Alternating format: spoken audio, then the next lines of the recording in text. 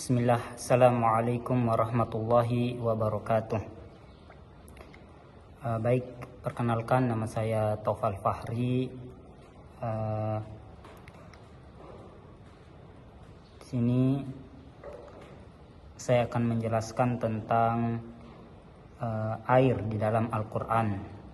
Nah, di sini terdapat ayat yang biasanya dipakai ketika membahas tentang air.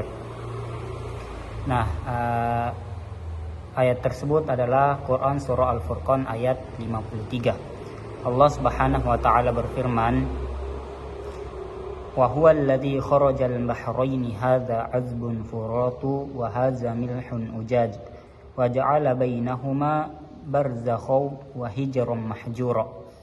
Kata Allah Subhanahu wa taala, Dialah yang membiarkan dua laut mengalir berdampingan, yang satu tawar dan yang tawar serta segar, dan yang satu lainnya itu asin lagi pahit.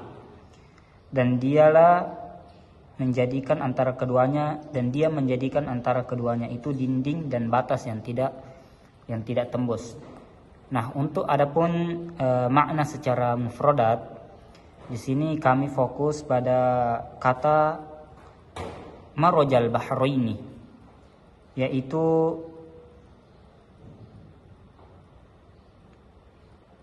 mengalir dua jenis perairan yang berbeda karakter. Kemudian dikata haza milhun ujaj, haza azbun furatu wa haza milhun ujaj. Di sini Allah Subhanahu wa taala menjelaskan bahwa ada air tawar serta segar yang menunjukkan air yang mudah diminum dan menyegarkan, biasanya air tawar seperti sungai. Yang kedua, wa haza milhun ujaj, yaitu asin, air yang asin atau pahit, menunjukkan air laut yang tidak layak untuk diminum. Nah, adapun asbabun nuzul daripada Quran Surah Al-Furqan ayat 53 ini tidak ditemukan secara spesifik tentang asbabun nuzulnya, dan tidak didapatkan riwayat-riwayat yang sahih tentang asbabun nuzul ayat tersebut. Tapi para ulama tafsir seperti Ibnu Katsir dalam tafsir Al-Quranul Azim itu tidak menyebutkan adanya peristiwa tertentu yang melatar belakangi akan turunnya ayat tersebut, melainkan langsung menjelaskan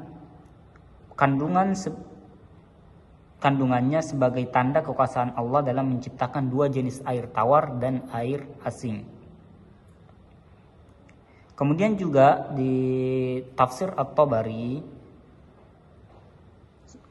di dalam kitabnya Al-Jami' Al-Bayan At-Ta'wilul Quran, ia menafsirkan ayat ini sebagai bagian dan penjelasan fenomena alam tanpa mengaitkannya dengan sebab turunnya ayat tersebut. Yang kemudian munasabah ayat dari surah Al-Furqan ayat 53 ini dapat dipahami dari keterkaitannya dengan ayat-ayat sebelum atau sesudahnya.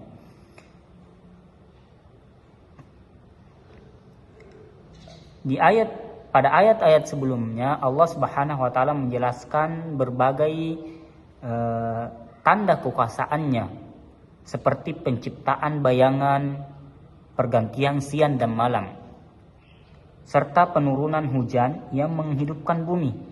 Setelah itu pada ayat 53 Allah menyebutkan fenomena pertemuan dua laut, yaitu laut tawar dan air asin, yang dipisahkan oleh barzakh.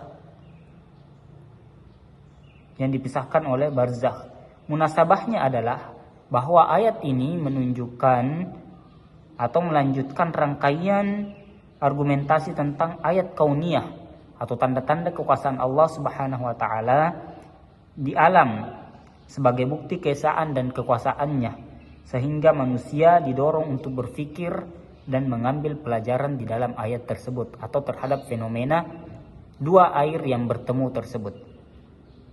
Adapun tafsir para ulama tentang ayat tersebut,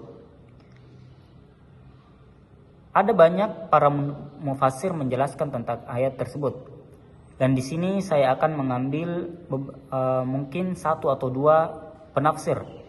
Yang pertama Ibnu Katsir. Ibnu Katsir dalam kitabnya Tafsir Al-Quranul Azim menjelaskan bahwa firman Allah Subhanahu wa taala marajal bahraini bermakna Allah membiarkan dua laut mengalir berdampingan, yaitu air tawar yang segar dan air tawar yang pahit, atau air asin yang pahit. Namun keduanya tetap memiliki sifat yang berbeda dan tidak saling bercampur secara sempurna. Ia menafsirkan barzakh sebagai penghalang atau batas yang Allah tetapkan di antara keduanya, sehingga masing-masing air tetap terjaga karakteristik masing-masing. Kemudian dalam menafsirkan Quran surah Al-Furqan ayat 53, Al-Imam Al-Qurtubi dalam kitabnya Al-Jami' Al-Ahkamul Quran menjelaskan bahwa ayat ini merupakan salah satu tanda keesaan Allah atau kekuasaan Allah Subhanahu wa taala yang sangat nyata dalam penciptaan alam, yaitu keberadaan dua jenis air yang berdampingan namun memiliki sifat yang berbeda, yakni air tawar dan air yang asin. Menurut Al-Qurtubi, kata barzakh dalam ayat ini bermakna batas atau pemisah yang Allah jadikan di antara keduanya, sehingga masing-masing tidak melampaui batas sifatnya tersebut. Kemudian yang terakhir adalah relevansi dengan sains modern. Yang pertama, fenomena pertemuan dua massa air. Nah, sains modern menjelaskan bahwa pertemuan air tawar dari sungai dan air asin dari laut terjadi di wilayah estuari.